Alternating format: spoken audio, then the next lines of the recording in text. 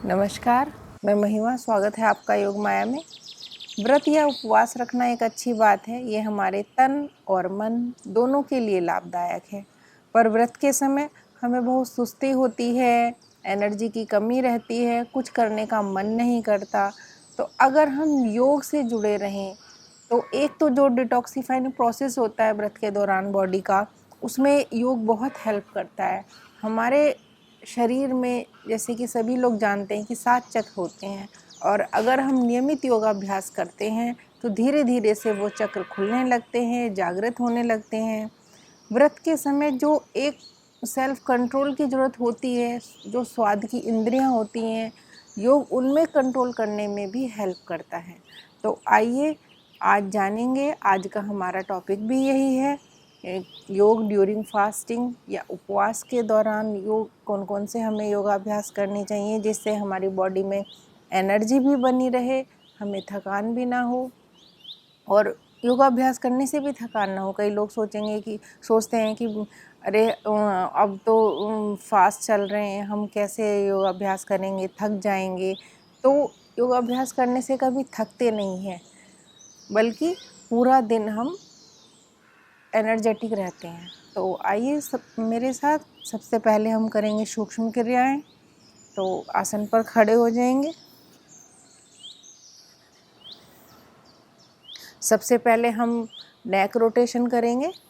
अपने हाथों को रख लेंगे ऐसे कमर पर। ऐसे इस पोस्चर में खड़े होने से हमारे जो लंग्स हैं वो पूरी तरह से स्प्रेड रहते हैं।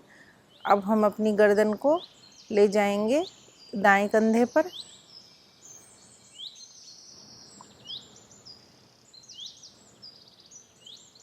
बाएं पर।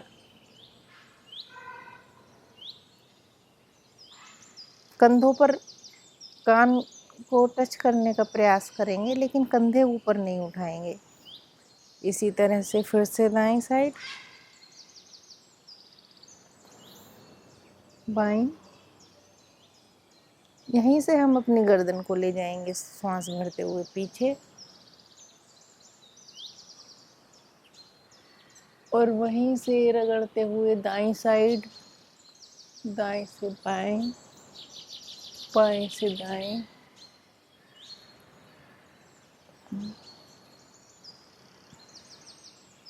इससे हमारी गर्दन, हमारे कंधे सब में जो जकड़न सी रहती है वो सब खुल जाती है। सांस भरेंगे, अपने कंधों को ऊपर ले जाएंगे, पूरा खींचेंगे ऊपर, फिर ढीला छोड़ देंगे। फिर एक बार करेंगे, फिर ढीला छोड़ देंगे। अपने हाथों को आगे लाएंगे, दोनों हाथों की मुट्ठियां बना लेंगे कस के। जितना हो सकता है उतना जोर से हम अपनी मुट्ठियों को कसेंगे, और कसेंगे और कसेंगे, एकदम लूज खोल देंगे। एक बार फिर से करेंगे, पूरा टाइट करके रखेंगे, पूरा शक्ति लगा देंगे अपनी मुट्ठियों पर, फिर एकदम से इनको खोल देंगे। अब यहीं हम गोल गोल घुमाएंगे अपने हाथों को, क्लॉकवाइज, एंटी क्लॉकवाइज।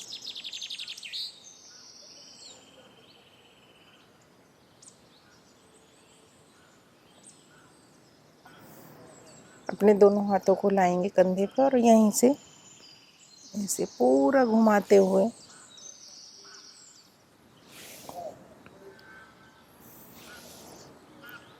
से हमारे कंधे, हमारी कोहनियाँ, हमारे हाथ, हमारी गर्दन, सबके जॉइंट जो हैं फ्लेक्सिबल रहते हैं।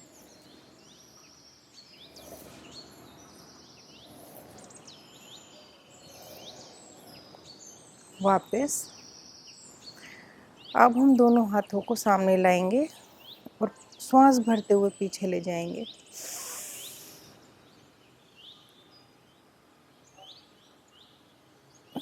श्वास छोड़ते हुए आगे।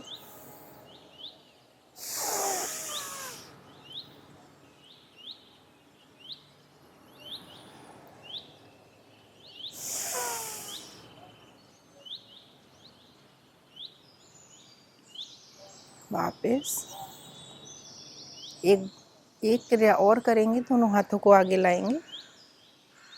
हमारी दृष्टि दाएं हाथ के अंगूठे पर रहे और जैसे जैसे ये हाथ इधर जाएगा हमारी दृष्टि भी उधर ही रहेगी। तो शुरू करेंगे, श्वास भरते हुए चलेंगे दाईं तरफ,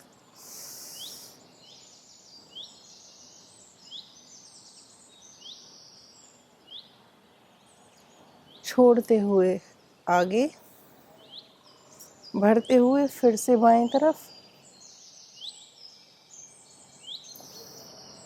छोड़ते हुए आगे,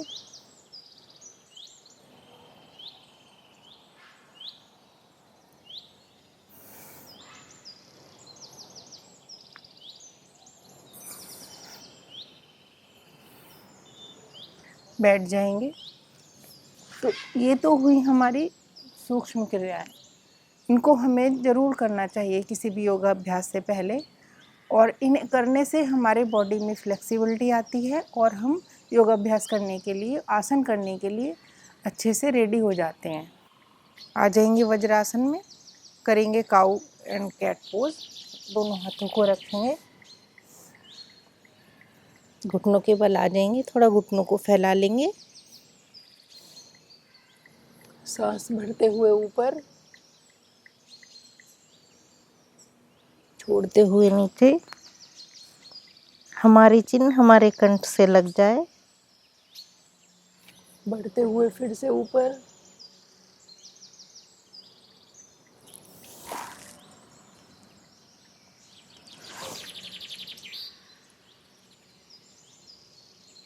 ये हमारी स्पाइन को सुदृढ़ और लचीला बनाता है।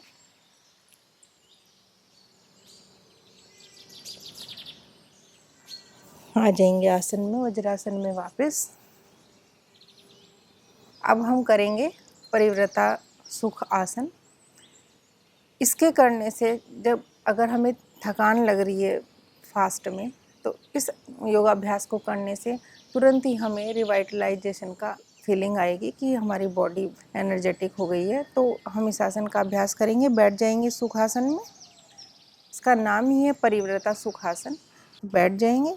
अब हम अपने लेफ्ट हैंड को राइट लेग पर ऐसे घुटने पर रखेंगे और हम अपने राइट हैंड को ऐसे ले जाएंगे, पूरी बॉडी को ट्विस्ट करेंगे और गर्दन पीछे की तरफ ही रखेंगे और वहीं पर हम देखेंगे।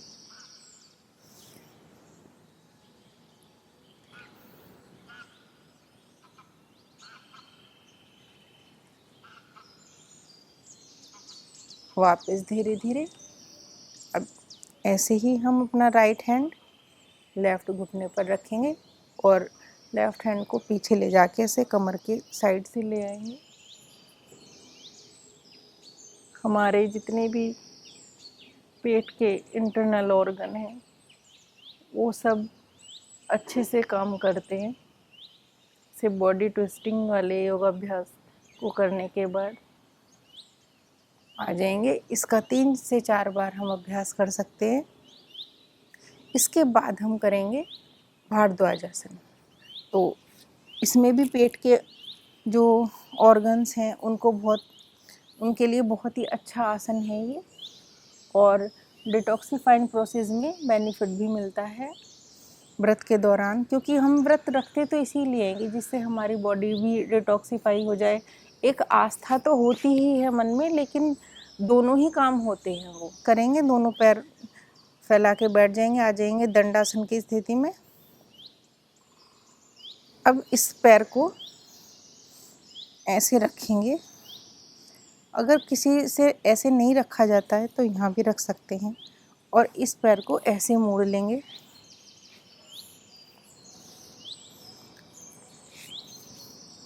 ऐसे रखेंगे इस पैर को। अब इसमें भी ऐसे ही करना है। ये हाथ यहाँ रखना है हमें, अपना लेफ्ट हैंड राइट घुटने के ऊपर।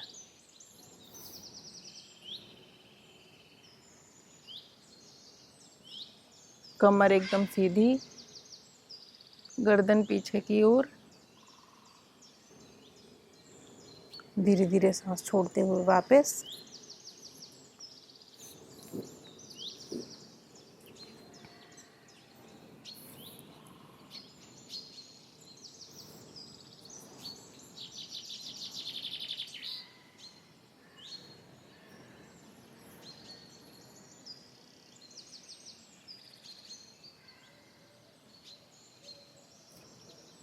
धीरे धीरे वापस।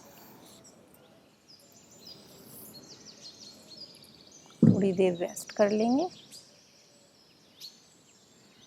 अब हम करेंगे हिंडोल आसन, मतलब अपने पैरों का ऐसे एक कोहनी में अपनी एड़ी को रखेंगे और एक में अपने घुटने को, हाथों को ऐसे ग्रिप करेंगे और जितना ऊपर हो सकता है उतना ले जाएंगे और यहीं पे हल्के हल्के इनकी मूवमेंट करेंगे।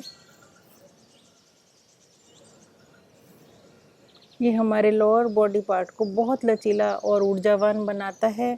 पैरों में जो खिंचाव और तनाव बना रहता है कई बार, उनको ये बहुत अच्छा करता है, पैरों के दर्द को ख़त्म करता है। इसी तरह से दूसरे पैर को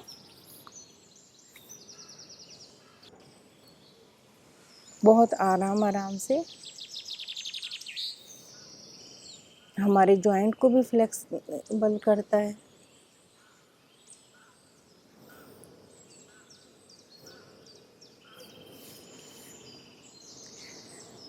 हिंडोल आसन के करने से हमारा पूरा लोअर बॉडी पार्ट लचीला और मन ऊर्जावान बनता है। जैसे व्रत में थकान हो रही है, उबासियाँ आ रही हैं, तो उस समय पर ये हमें करना चाहिए। इसके बाद हम अब करेंगे प्राणायाम।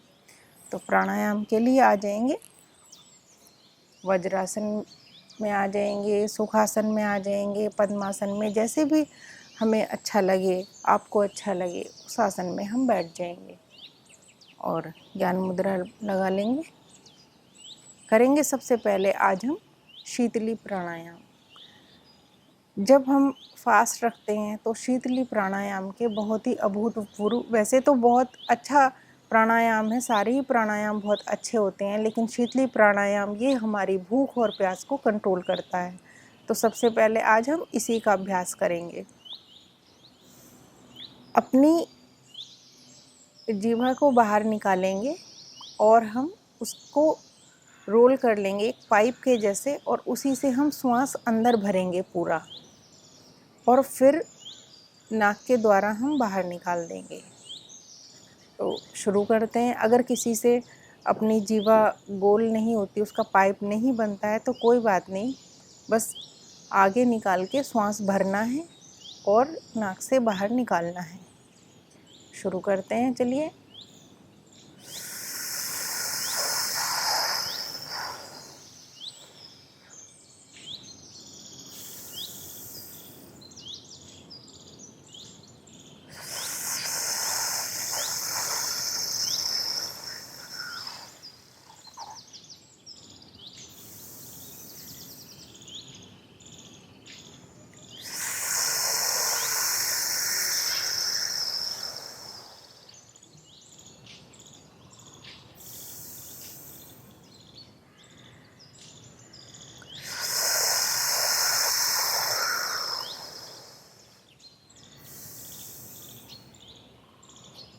इसके हम 10 से 20 राउंड कर सकते हैं।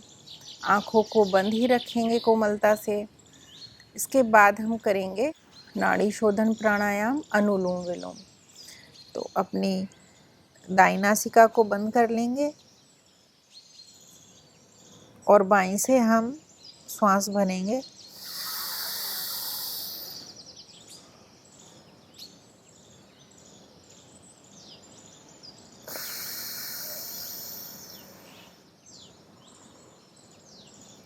अब दाईं से श्वास भरेंगे और बाईं से निकाल देंगे।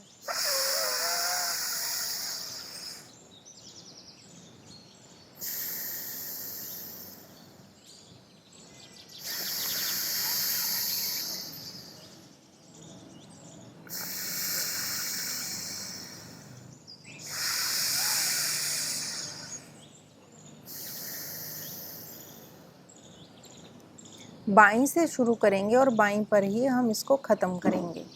इसके हम 8 से 10 राउंड कर सकते हैं। इसके बाद हम करेंगे ओमकार ध्वनि या उद्गीत प्राणायाम।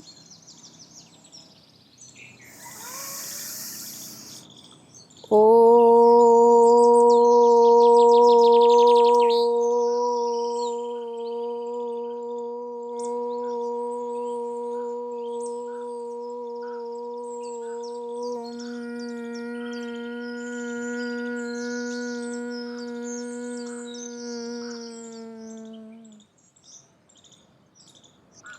इसके हम 5 से 6 राउंड करेंगे तो बहुत अच्छा रहेगा। और अगर हम इसको 5 मिनट तक कंटिन्यू करते हैं तो उसके बहुत अच्छे रिजल्ट्स आते हैं, आप खुद ही अनुभव करेंगे।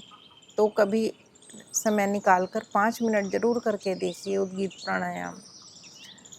अपनी दोनों हथेलियों को आपस में रब करेंगे और अपनी आँखों पर रख देंगे।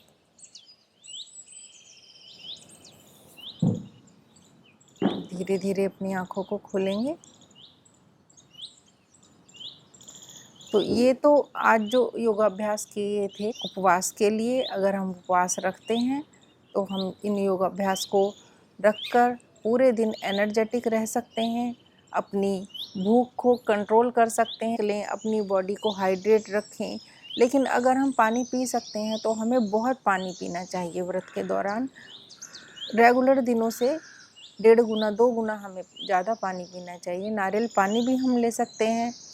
व्रत हमेशा अपनी स्थिति और एज के अनुसार ही रखिए। आयुर्वेद के अनुसार 3 टाइप्स की बॉडी होती हैं, वात, पित्त, कफ। उसी के अनुसार आप व्रत रखिए। पानी बहुत अधिक मात्रा में पिएं। तो अगर आपको मेरा वीडियो पसंद आया है तो आप इसे लाइक करिए, शेयर करिए, और यदि अभी तक मेरा चैनल सब्सक्राइब नहीं किया है तो उसको सब्सक्राइब भी करिए। स्वस्थ रहिए, योग करिए, निरोग रहिए। नमस्कार।